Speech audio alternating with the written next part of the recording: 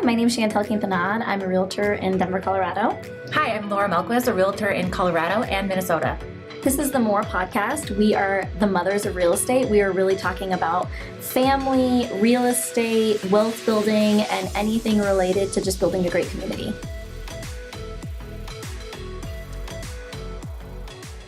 Okay. Hey, Laura. Hey. So today's episode I'm pretty excited about. We're going to be talking about, we have Dave Umphress. So the episode title, because I'm a dad joke kind of gal, putting a little umph into giving. So we're going to be talking about giving, but what is your idea of giving? What's your idea of philanthropy? Like what is that definition to you? Like Yeah, no, definitely. I think, for me, it's really, everyone's going to be different, right? Mm-hmm. What you can identify as rather causes or giving or what you can or can't do, because so many people have different lifestyles, right? Yeah. I think if you would have asked me back in my retail days when I was working 24/7, my giving was very minimal, versus now. I think I'm in more of a discovery phase on the giving side of things where I'm finally doing really well in real estate. I have funds to give. Yeah. But also not only funds is you can always go somewhere and volunteer or differentiate between that. And I think a quote for giving. So now I'm going to throw a quote at you. Go ahead, girl. No one has ever gone poor by giving. Anne Frank. And so that has always really stuck with me of you always can give back, whether that's, at the Graceful Cafe, you mentioned later in this podcast that you got to volunteer that. And that was a great impact on your life. And that also, and my kids. And your kids. Mm-hmm. And that's something that stays with you. So I think also, in the selfishness of us all is we can help others. And in that, we can also feel good about it in ourselves. For sure. Definitely right now too, I am in a big discovery phase. I'm a really big advocate for suicide prevention. Just with one of my college friends and other people in my life who have had gone through things like that. But also there's a lot of great local communities as well as international communities that you can really help and nonprofit organizations, which I think, for each person, you just need to pinpoint what is important to you and also selfishly what's going to make you feel good. Yeah. In the end. So how about you? Yeah, I think mine, you're really correct when it comes to initially all you have is time. I'm like, I got no money, but I can help you out. And now it's getting to the point where we can really, set aside some money to help, which fortunately money goes, in certain directions that your time can't always go. But I do think that the time is more of a labor of love. And for me, my two causes would definitely be women and children, just because growing up in the environment that I did, I think that you start to see, first of all, I would say if I was going to pick one, children would be it, because they don't get to pick the circumstances, right? Like as an adult, I'm a firm believer that it may be incredibly difficult, but you can always change your environment. You can always change your stars. I really do believe that. It may be the hardest thing ever, but you can still do it. But as a child, you can't go live in a different place just off your own decisions, or you can't, be born into a different family, or you can't do certain things. And so for me, we've really started to look into what can we do to help impact people who are, in a family that's really struggling, or with parents that are addicted or abusive, or just if there's anything, I'm not a crier, but if there's anything that will make me bawl like a baby, it's when I see children being treated poorly or struggling because their little hearts are just so pure and they haven't been damaged by the world yet. So when somebody hurts them, it's hard for me. So we're kind of looking into places now to figure out how to start to, whether it's creating our own or just start to figure out how to, shelters and things like that. It's been pretty eye-opening to see what people have to overcome sometimes just to be able to live. Yep. Yeah. No, and I think it's really impactful that so many people feel like I need to start their own nonprofit when, a great first step would be going with a nonprofit that's already established and they're doing great things, and you can help on that level before starting your own nonprofit organization, because I feel like I'm, say from personal experience with a lot of my friends starting nonprofits in Minneapolis. And, a lot goes into that. Oh, yeah. And so if you're not prepared for that, would you rather help somebody with a already well-oiled nonprofit or start from scratch? And maybe you're just not prepared for it. Yeah, maybe and you now don't ever get off the ground. you're not even making an impact. And you're like, man, I just spent all this Now time you're a trying to get off negative. the ground. Now you're a negative profit. Oh, yeah. And so, I think those are some things, to really start with and really dive into. But I think, the biggest thing is just finding what is important to you. And you've identified that. I've identified that. I have a long-term nonprofit goal at some point, with Yeah. helping people underrepresented in real estate. Yep. Just because as you get deeper into the real estate, it's really disheartening things that people go through or how people are getting taken advantage of. Yep. And they don't know where to turn to. So there's, a lot of things in those pieces as well. But Yep. I'm really excited to have Dave on, too. just because he has his, I should say his hands in a lot of different things, but That's a good way to put it, I would say. yeah. And so, he really is flourishing and helping others flourish. And I think, if there's anybody to, take as a great example of, go getting into that nonprofit sector and really, helping these organizations, it's him. Yeah, I agree with that. And to your point about, I'm all about riding somebody else's coattails. And if they've already done all the hard work of the logistics, like I am all about that. If it's already operating, I'll just jump on in like double dutch. But I also do have goals of, it's cool that when you're in an industry that you can actually tie into what you're giving back ties into. And mine would be, the shelters in most cities are pretty underserved, but also if you go, I didn't know this until I worked in Castle Rock and I had a employee who was experiencing homelessness. Certain little towns don't have any shelter. They don't have anywhere to house people. They don't, it's just, you're just on the streets and that's all there is to it. And so we've talked about, long-term goal would love to buy a place that it could be something that's a transition home housing where you help them get everything they need to be self-sufficient. And I know Dave's really passionate about that as well, Yep. of like, we're not giving you a handout, we're not enabling, we're helping you launch. So Yep. And I think it's just, that whole sector is so hard and disheartening. Just even understanding, a lot of times I get, from people I dealt with when I was in Minneapolis, I helped a lot of homeless and I talked with a lot of homeless and, tried to help in different shelter situations because it was very disheartening to see homeless people sleeping under a bridge when it's -20 out. And, I actually, at one point early, I think I had just graduated college and I got this little side job on top of my job, which was Sears was closing and someone needed to manage the people holding the signs outside. oh, And you're one of those, like no, everything, everything. I dropped off the signs. Okay, people I was and gonna made say I have to people- see this as there made pictures. people show up. And I decided because they let me be the one to hire people, I went up to homeless people and asked them if they wanted a job. Mhm. They got paid cash right when they were done. They just had to be at the spot. I would drop off the sign to them. I would go into the mall and work my shift, come back out on a break, pick up the signs, go, Perfect. pick up the money and go give them cash. And I think for me, something that was really big was the disheartening stories of, yeah, I can go to the Dorothy Day House for X amount of days, but I try to do that in the winter because then I know I'm not going to be able to go there for another year because I'll have maxed out my stay there. And so there's so many different organizations, there's so many people we need to help, Right. but there's only so much some of these organizations can really do. Sure. And so trying to figure out, as far as, impact of there needs to be more nonprofit organizations that help with homelessness. Right. Or, we're not going to get into a whole government thing because I'll talk your ear off. Right. There needs to be things in place, which there are some countries throughout Europe and whatnot who have it down on their homelessness and figuring out how we can fund and really help those people. Obviously, I get really passionate about it because once you start to get in and you start to talk to these people, selfishly, you want to help them. Right. It makes you feel good. It's natural for people to feel that way.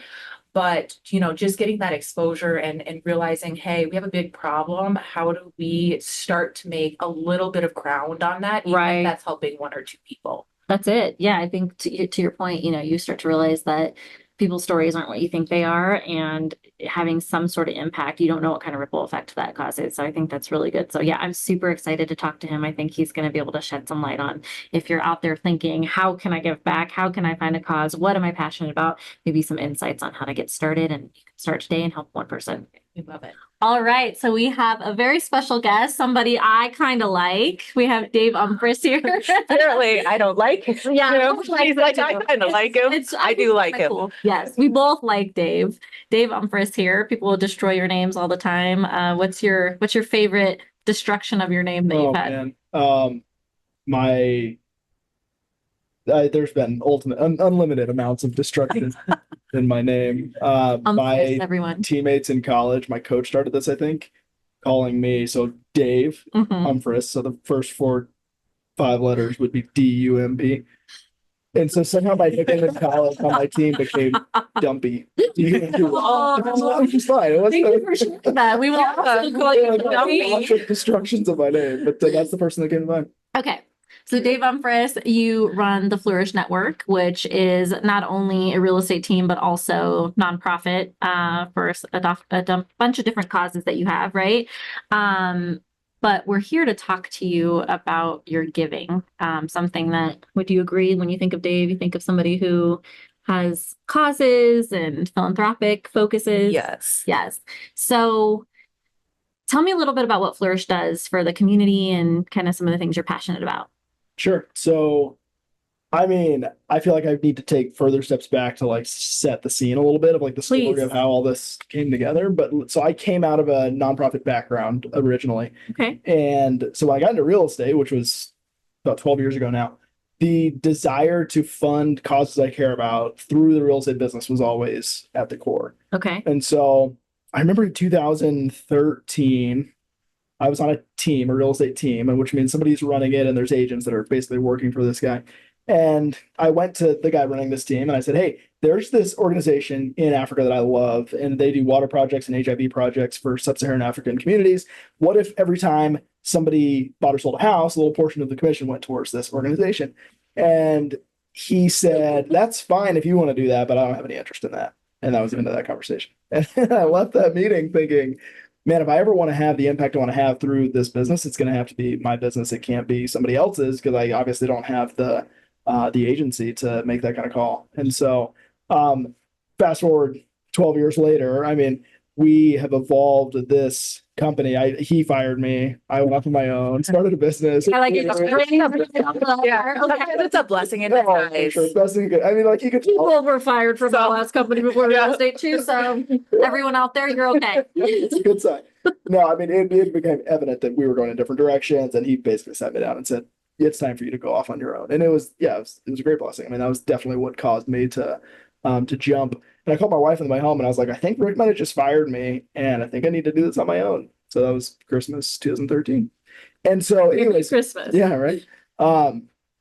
So ultimately that turned into getting together with the donor relations guy of that same organization, saying what would it look like to partner our business with your organization. And he said, we're actually about to launch this idea of a local community, sort of like adopting a community in Africa. And so you journey with the same community for 2 to 8 years, doing projects with them, being in a relationship with them, actually sticking with. So we probably don't have time to get into maybe some of the downsides of the African water projects of American organizations that are pretty detrimental in general. And usually it's because an organization comes in, drops a well in, disappears, never comes back. And the locals have no idea how to operate it oftentimes, but they definitely know how to repair it and monetize it and maintain it. And so it breaks 6 months later, inevitably, because there's over 1 million broken wells in Africa and they don't know how to fix it. And so then it just sits there for eternity. And so anyways, it's a long project of teaching somebody to use it, to repair it, to monetize it, to maintain it, to actually create this sustainable,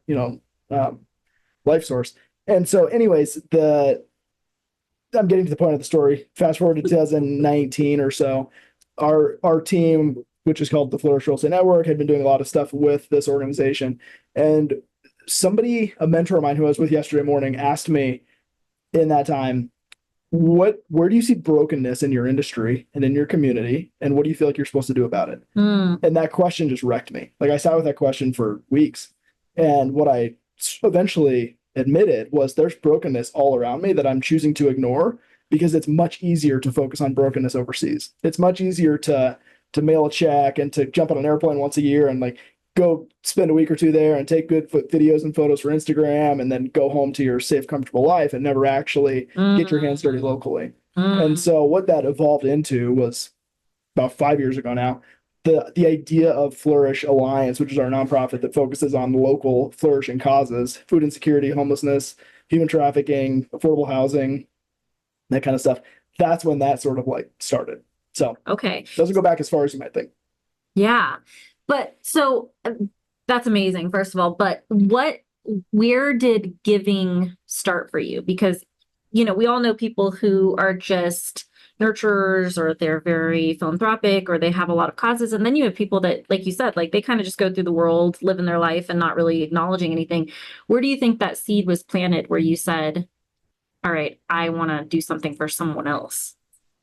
Yeah, it's a good question. I don't know that I have like a succinct answer for it. I grew up in a household of generous parents and like I Okay. saw them be generous. I remember my dad told me when I was probably maybe 10 years old, he said, if you're consistently generous, like meaning you're always giving like whatever amount or whatever people group or whatever you feel like you're supposed to, he said, it seems like everything like works out. This is paraphrased. I don't remember exactly how he said it, but he basically said when he's living generously, everything else works out. Like he gets what he needs. He's not worried about receiving. But when he's in a season of like holding it tight and not being generous, it's like things seems like things get tighter and it's just like I don't remember exactly how he said it, but that's always stuck with me that like when I live generously, everything's fine. When I Yeah. live scarcely, I don't know if it's just me or if it's the world around me that just gets scarce. Well, and you said something to me. So just to kind of give some context, so you run a huge mega team of real estate, but you also have chosen to build something to give that back. And that was always, it sounds like an intention, but you've also invested in, fellow agents and helped them thrive in their career. And I am one of those people that you really spent time helping me to kind of get to where I wanted to go when I was a little baby agent, not knowing even what to do. You kind of helped me. And I remember you saying something really impactful to me. And you said, if you help people get everything that they want or help them get what they want, you'll get what you want. And it's kind of that law of attraction, I think, of just being able to put enough good energy out there for others to kind of get it back. Is that what you feel like it is? Yeah, and that's definitely stolen. I mean, that's what Zig Ziglar said. Oh, see, I was going to give you credit. You could have just ran with it until somebody watched it and said, wait a minute. Yeah, it's the same. That like, and I think a lot of people have this belief that if you are generous with your, we call it stewardship. If you are stewarding well what you have, your time, your talent, your treasure, whatever you can give, that yeah, you'll be fine. You'll be taken care of. I feel like in business, it's maybe even easier because there's a monetary like thing that we can tie to a lot of relationship where it's like if I help this person get to where they want to be, like I receive benefit on the back end of this. Sure. So I mean, like it might not be quite as altruistic as it sounds because Right. there is benefit in business of like helping everybody around you crush it because you also win. But I think that idea translates beyond just business and just all around. And so we use this term flourishing like it's going out of style. Like we talk about people's flourishing life, like helping somebody live the life that they would say is their flourishing life. And it's different for everybody. Right. For somebody, it might be being able to pick their kids up at 3 o'clock in the afternoon. For some people, it might be being able to disappear and go to the Olympics in Paris for a couple of weeks. Like what your thing is. Don't take all me, surprise, surprise. Everybody's thing is different, right? Like the life you want to live. Yeah. Some people might be going to space with Elon Musk. I don't know. Like their thing might be, Larry. be different. But Let's meet them. yeah, but your Mine is taking a nap sometimes in the middle of the day. There you Just so go. we're clear. exactly, and Doesn't it happen evolves, it changes over time, and once I mean with kids, like that changes everything too. Of like you wanting to help enable and empower their flourishing vision for their life, and but yeah, I mean if it goes beyond just work though. Sure. Like you see somebody drop something at the grocery store, like maybe they're having a kind of a crappy day, and like you can actually help them find some level of flourishing through your encouragement or support or whatever you can give to that person. Like it becomes like a radar Yeah. as opposed to just I don't know, like a business ambition. plug. Yeah, Yep. totally. Well, and I think you notice others. I feel like that's the whole thing too. And what I like about you too is that I know you personally now, and so I've known some of the things that you've done, but you're not like the Instagram opportunity giver. You know, you're not like, here's a can of food, guys, Yep. and here I go.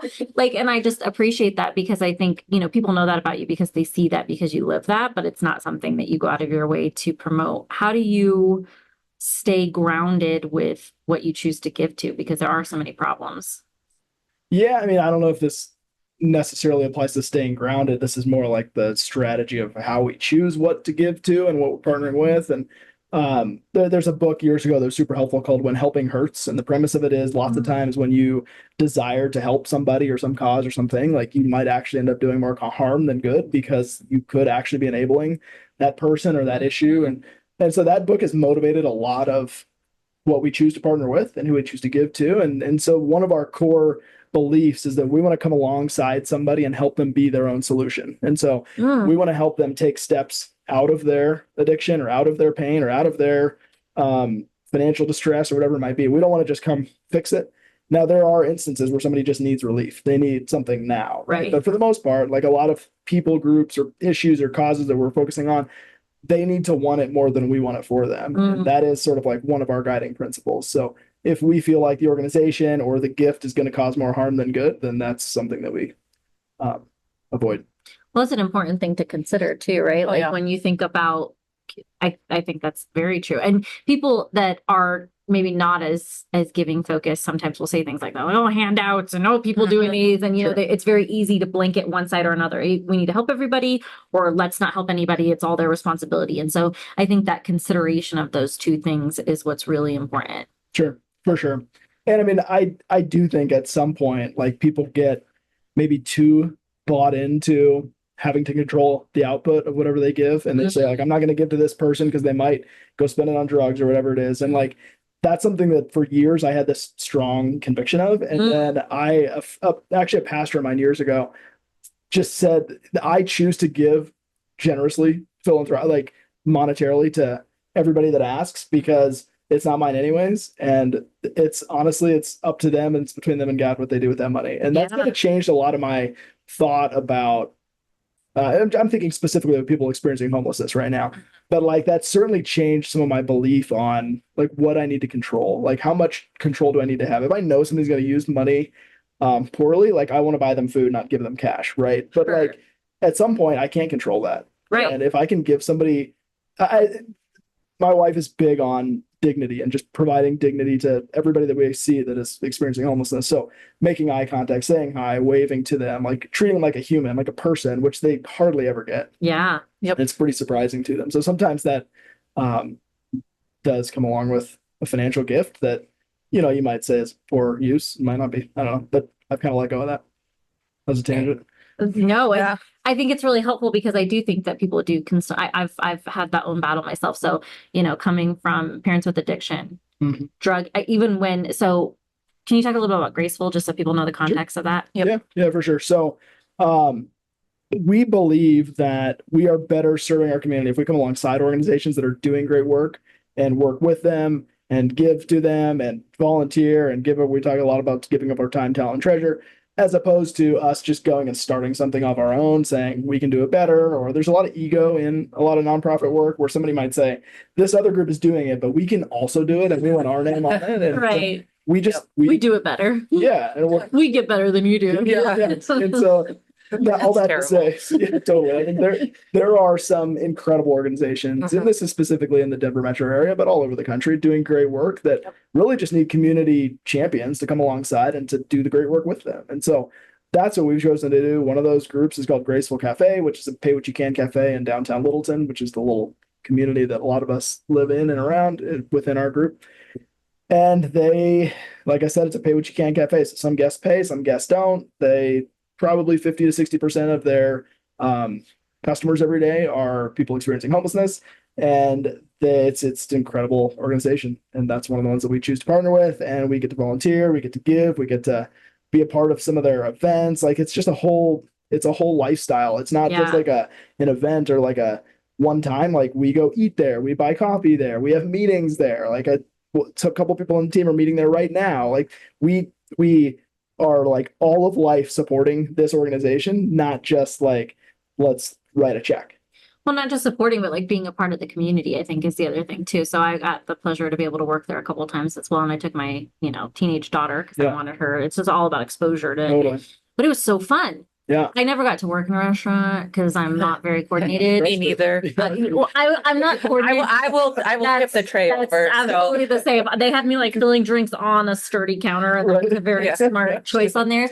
But the only thing that was challenging to me, coming from two, addicted parents, was seeing people who you could tell were, heavily on drugs. And it was a big epiphany for me when I went home because it bugged me and I had to think about it. And I think what you said was like, you don't know people's paths, and some people that you hear their stories, it's horrific. And I don't know that I wouldn't be sitting on the ground doing the same choices. And so I think where it comes into the judgment-free zone of, choosing who you want to help, but also understanding that it's not this perfect cookie cutter scenario that we would all hope to be. Yeah, for sure.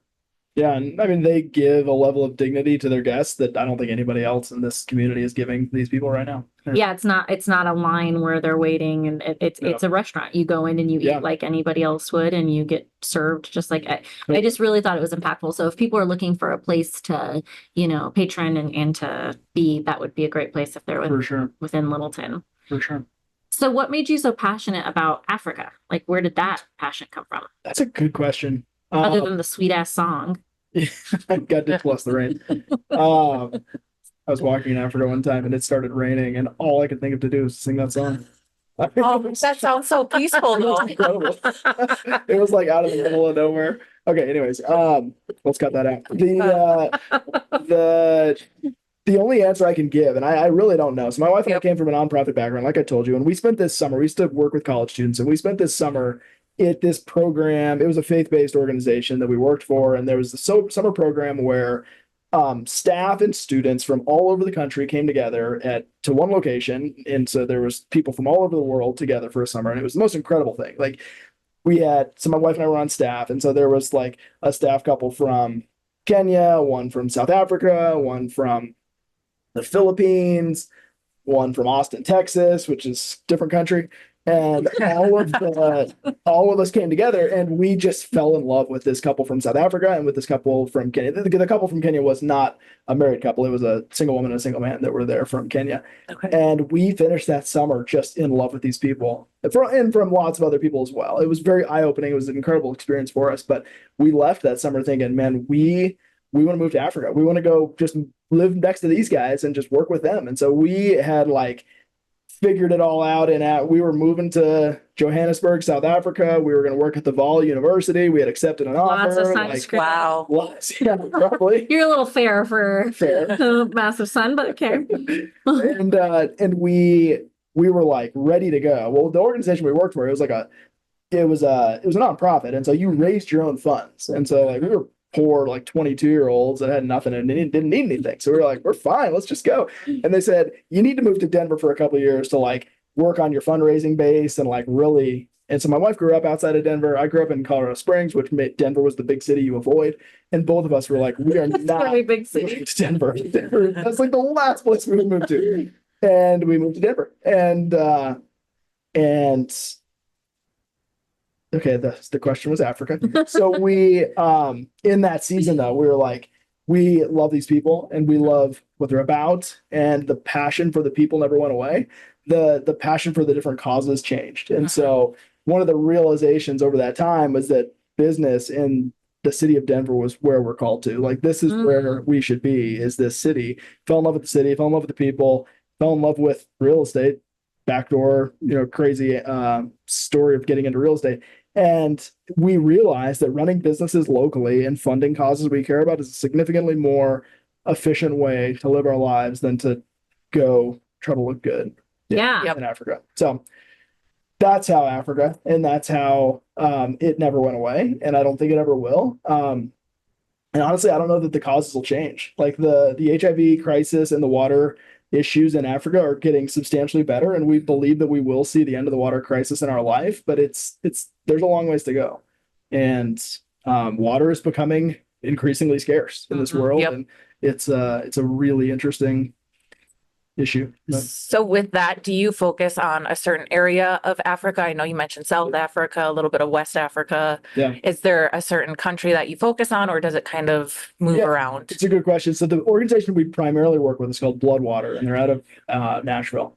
Okay. And they we had known about Bloodwater for years. That's the organization that we originally connected with in like 2012 or whatever. Okay. And they are an incredible organization that comes alongside local grassroots organizations in Africa, and they work with them in organizational strengthening, which is a huge issue in Africa.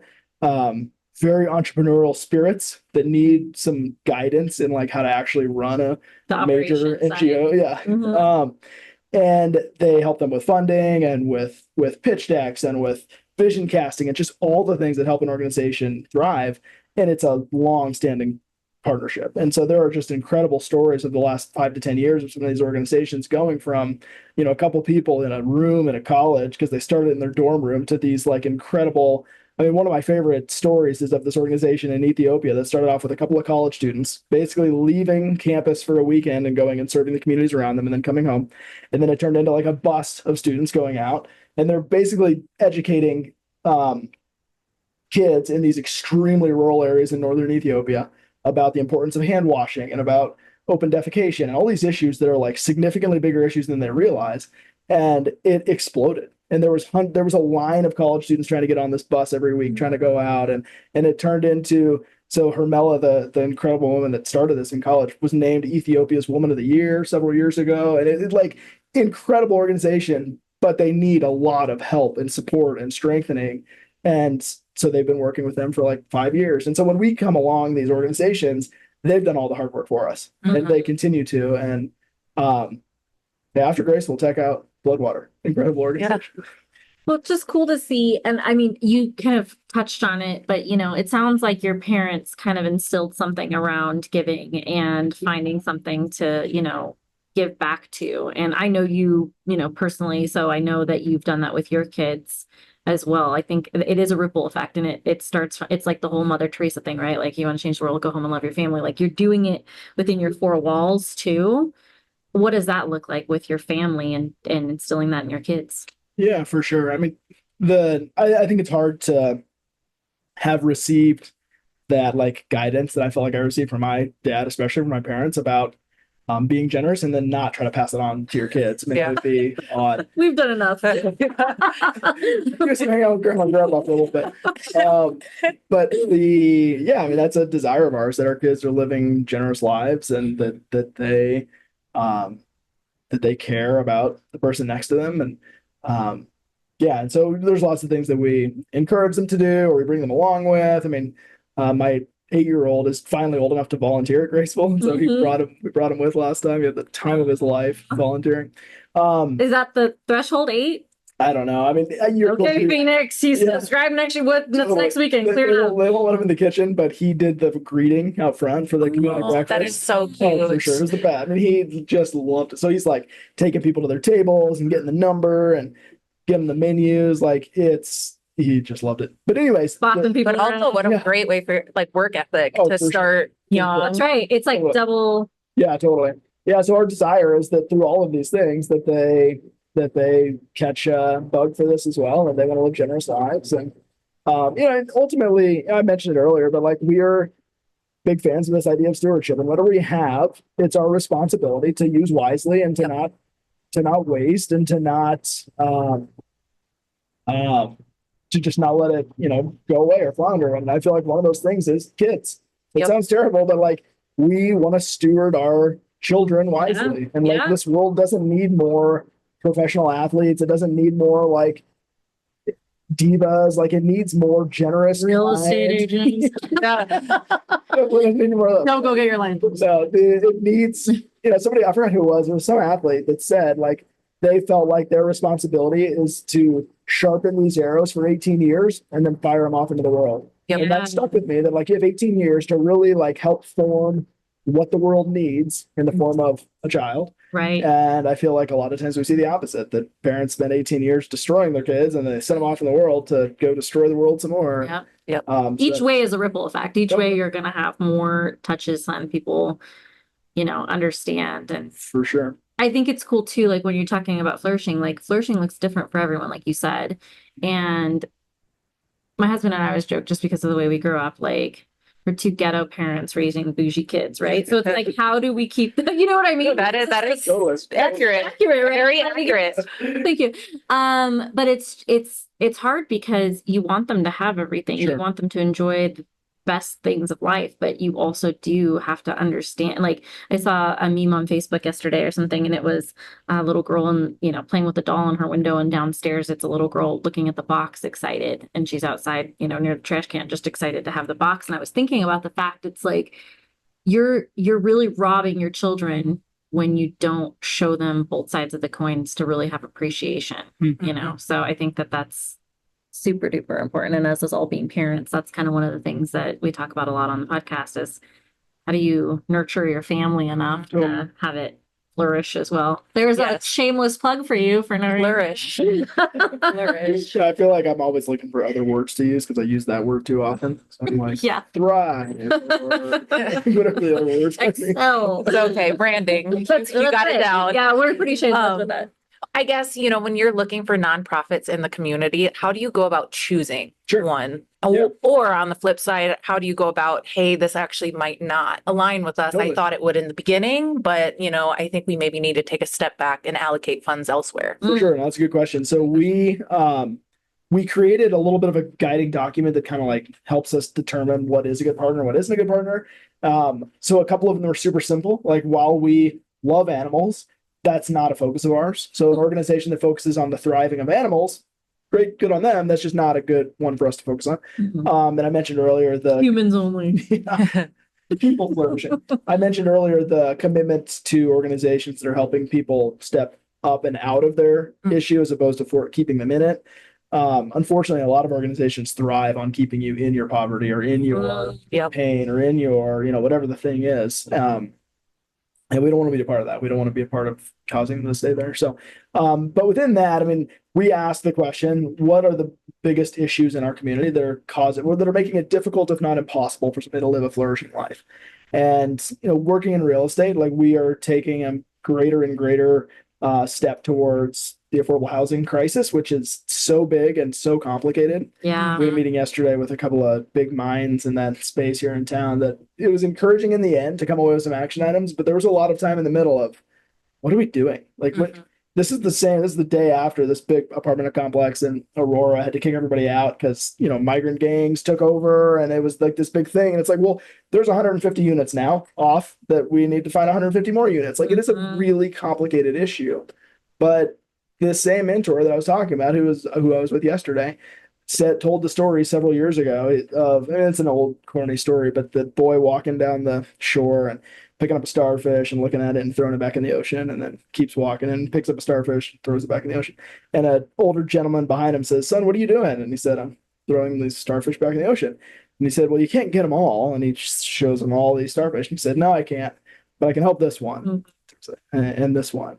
Just this idea that like an overwhelming issue doesn't have to derail you. Like you can take a tiny step and help one person, and that's okay. That's right. It's worth it for that person, and you can get so discouraged by a large issue. But anyways, the affordable housing crisis, like we look at some other organizations doing incredible work in other cities, and we try to model after them of helping somebody. There's lots of ways to address that issue, but a lot of people, especially people that are lifelong renters that could in time with the right coaching and training and down payment assistance and credit repair and all the things, they could actually become homeowners and fix their cost for the most part, not taxes and insurance, but fix your mortgage payment and your interest payment.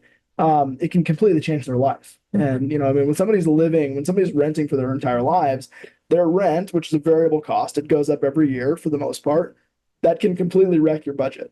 Yeah. So variable costs wreck budgets. And so if you're spending $1,500 a month on rent and all of a sudden it goes up to $2,100 a month, your entire budget is off. And if it's like today, everything else is going up as well. Right. And that can completely put somebody under. So it's our belief that if we can educate somebody and help them take that step of becoming homeowners, it can completely changed their financial future and their family's future. Okay. So Yeah, they say something like it's like a homeowner versus non-homeowner is like 66% more wealthy. And I believe that just because, I mean, that was the thing that changed us from, being hand to mouth was our first property, where it's like, I would never be able to save a couple $100,000. Most people wouldn't. totally. But when you get a couple $100,000 of equity, as time progresses, you start to see the power of that. And I think, to your point, that's another way of like not giving somebody something, but helping to educate them on how to get it themselves. Totally.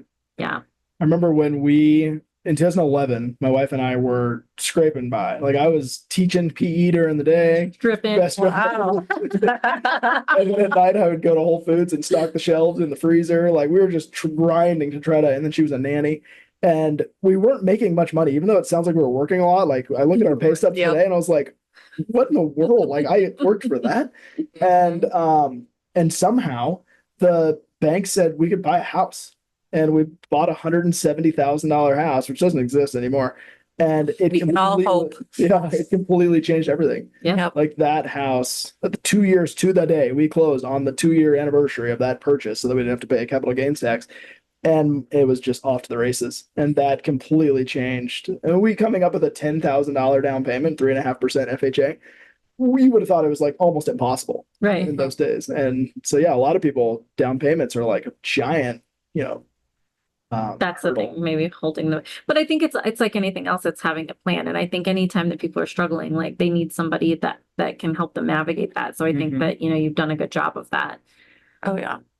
And I think there's just so many people and agents that don't want to help people in those situations. Sure. They see an obstacle Totally. and they just turn them away. I've had quite a few clients where they've gone through real estate agents and just said, do you want to work with me? I don't know if you actually want to work with me. Just because they've deemed that they're difficult or there's these big Lower price obstacles point. where it might take them 3 years before they're ready to actually get qualified for a loan. So Yeah. So if I was just a greedy, selfish person, like I am, how would you suggest somebody starts to figure out like what they're passionate about and not just turn a blind eye? Like what would you say the exposure Yeah. should be in order to start figuring out something to help that one starfish? Yeah, that's a good question. You're probably starting to realize that almost everything that comes out of my mouth, I've stolen from somebody. Like I Same. look to a lot of coaches and teachers and mentors and authors and everybody that has done and said way better things than I ever will. And I just rip off theirs, but I try to cite my source. And so, I know. of course, in that whole thing, now I'm forgetting the guy's name, John Maxwell. Yeah. Written tons of books about this and about finding your passion and about basically like questions to ask or things to do to help determine like what it is that gets your heart beating. And Yep. and he says the questions to ask yourself are, what do you cry about? What do you laugh about? What do you sing about? There might have been one more, but the idea is that like different things. What do you dream about? That is the other one. Yeah. Different things bring different people. I also read, guys. I talk good. And there are things that like some people will just really bother them. It'll wreck them. They'll think about it for a week. And then other people can just move right on. And it's important to take some time and look at that and think about that and ask. I mean, if you're a person of faith, then ask God, like, show me what it is, how you've made me. Like, what is it that really bothers me or that gets me going? That you've created me a certain way. You've put me on this earth to do something, to do some sort of What good, is to it? bring some sort of hope and healing to this world. What is it that gets me going? Yeah. And everybody's thing's gonna be different, but everybody is gonna have something they come away with that they would say, if for the rest of my life I accomplish nothing other than moving this ball down the field a little bit in this cause, it's worth it. And yeah, I think everybody has that. Maybe just not everybody has thought about that or maybe taken the time to dig into it. But, Yeah. Uh-huh. Yeah, that's a deep question that I think a lot of people try to avoid, but in reality, giving to, and I don't know if you feel this way, but it is selfish in a multitude of ways. But one of them is it feels good. Like you do start to get addicted Totally. to helping people and to, feeling that feeling that your impact is bigger than yourself. They say that, purposeful work is one of the biggest things that has longevity of life, is that you're doing something more than just collecting a paycheck or, stocking a Whole Food shelf. No offense, Yeah. Dave. No, I mean, I'm not there anymore. Almost went back last year. Same feelings out retail. Yeah, At I'm one like, I point. can still board fold a shirt or air fold a shirt, so Yeah. don't tempt me. Yeah, totally. No, I mean, I think there's no such thing as completely altruistic giving or selfless giving. Like Sure. we are imperfect, flawed people that have selfish ambitions when we wake up in the morning. There is no like, I'm doing this 100% for this person, and there's no desire in me to not get anything in return or whatever. I mean, anybody Right. that says that they don't ever have any sort of like selfish thought about their giving is, well, I won't say what they are. That's between them and God. I don't know what they are. That's it. But the reality is, like, there is some strategy to giving, and there's a really book called Give and Take that I forgot who he came and spoke at a conference several years ago that we were at, and it was a book about the You dropped strategy. your name. What's that? Was that your Adam Grant. Adam Grant Okay. wrote it, and it was basically about the strategy of running a business motivated by giving. Like the strategy of giving. Gary Vee talks a lot about the jab, jab, jab, right hook mentality of like give, give, give, and when it's appropriate, ask for something in return. And there's definitely some strategy to that, Yeah. and some strategy to attracting people that are about that, right? So you build a tribe of people that care about the same things, and of course, there's benefit both ways. Yeah. So, Yep. You have a very great disposition when it comes to stress. Do you think that the giving is one of those things like you're very even-mannered when it comes to high tension situations? I know this because I am not. So David's been my voice. Yeah, that looks up. Honestly, you yeah, for that's it. literally. Do you think that any of that ties into that? Because I've always wondered that. Like I look around, I'm always trying to look at people that are kind of doing things that I want to do and being the way I want to be, which one of those is to not be such a little hothead, and I'm working on that. Do you feel like you've always been very like, handle stress well, or do you feel like this side of things of giving helps with that too? no. I hate to it's a great question, it's a great setup, but I wanna just knock it out of the park for you. I don't think it's true, at least not. I think that we've all just been made a certain way, and So it is just your okay, that makes me feel better. Wow. I don't need to keep aspiring. Yeah. I mean, there's a lot of self-awareness. It's not my fault. She wanted to hear a little Cinderella story here. Tell me I'll turn into less. I'm a big fan of a personality test called the Enneagram, which is the Totally. oldest personality assessment that there is. Yep. And everybody is a number between 1 and 9 on the Enneagram, and I'm a 7, and sevens are just naturally like that. Okay. Like that's just it's the go lucky, like just having a good time. And so there's definitely a downside and like a danger of that personality type as well. Sure. Yep. But as you read through the 9 different personality types, one of them will jump off the page too, like, oh my gosh, that's me. That's absolutely me. Yep. And it helps you forgive yourself a little bit and be like, okay, this makes sense. Like, I understand now why I respond in this way and why I, missed the bus as a kid or why, whatever the thing is. Yep. Like, it makes you understand. And it's also good for like your spouse or your friends or whatever. If you My son understand, to take it. absolutely. Like, if He's you a understand. new teenager. Oh, yeah. Yeah, I think they say by the time you're like 10 to 12 years old, like you can really start to tell what number somebody is. Because as a kid, Okay. you kind of You're wavering a Yep. little bit. but also for yourself, like to really understand who you are and how you were made and why you respond to life the way you do. Like it's really, really helpful. Yeah, And I'm gonna read it again. Well, bright side, if you're a 1 or a 2, it makes you feel like you're on top. There you go. Well, so that's the funny Yeah, thing that's is- like a competitiveness. Man, I don't care what it is. I want to be a 1. So my wife was really into it for a while, and her friends were always like talking about it. And I thought it was the dumbest thing because, like, it's just to me, it sounded just. It sounds like horoscopes. Like we're Yeah. like, It's "You're a a- Libra. That's why I don't come to work." Yeah, I'm a Pisces. That's why I'm delusional. yeah. And so one of her friends was like, "What number are you?" Asking me, and I said, "I'm a 7. I'm probably a 7." Because 7 is the number of perfection. So just like my arrogance, I'm like, of course I'm going to be a 7. It was a complete joke, and then ironically, I ended up. You are a 7. You're a 7. that. Perfection. Yeah, but as you read it, like something will jump out to you. There's a really good book called The Road Back to You. Suzanne Stabile wrote it, and it's He about, references books more than I do. You see where I love it. I do every podcast. I'm like, I'm sorry guys, if you're not readers, but well, it's a great book to understand how it works and what the different types are, and so if you want to dig more into the Enneagram, You love that. Road back to you. we're gonna have to there you figure go. that out. Okay, so this is the most important question before no. we wrap up. Okay. Because you're a serial podcast guest. Mhm. Right? Fake it till you make it. He's driving to the next one as soon as he leaves here. Is this the best podcast you've ever been on? That's a lot of pressure. There's only one answer that's correct, or we'll scrap this whole This is episode. this is no. Yeah, did you feel that? This is, I got a heel. It gets sharper as you answer wrong. this is a great podcast and great hosts. I feel like the beauty of a podcast is you get to sit and talk and hang out with people that you know and like and care about, and you can share stories. And Okay. hopefully you sharing stories help other people. And or maybe it's entertaining or whatever. Like every podcast is a different point. Yep. Yeah, I mean, I think the idea of a podcast of just people sitting across the table sharing their experience. Right. I mean, it's not brand new, but it's pretty new in our generation of this being like a medium of sharing. Totally. And like this idea of stories educating. I mean, it's been generations and generations of stories Oh, yeah. teaching people how to live life, and really podcasts make that possible.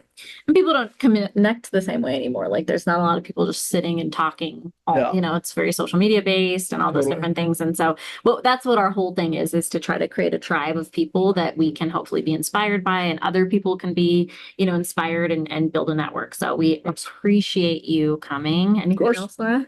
Nothing. We appreciate Thanks you. for having me. Best. Yeah, This is we hope fun. you continue to flourish. I appreciate that. I hope More. you too. Everybody listening or watching, I don't know what you're doing here. That's right. Watch or listen. Both. Both. Yeah. Yes. Both. So, Yeah. So thank you for wearing your nice t-shirt. yes, let's zoom in and feature it. Thanks, Dave. Thanks for having me. Thank you.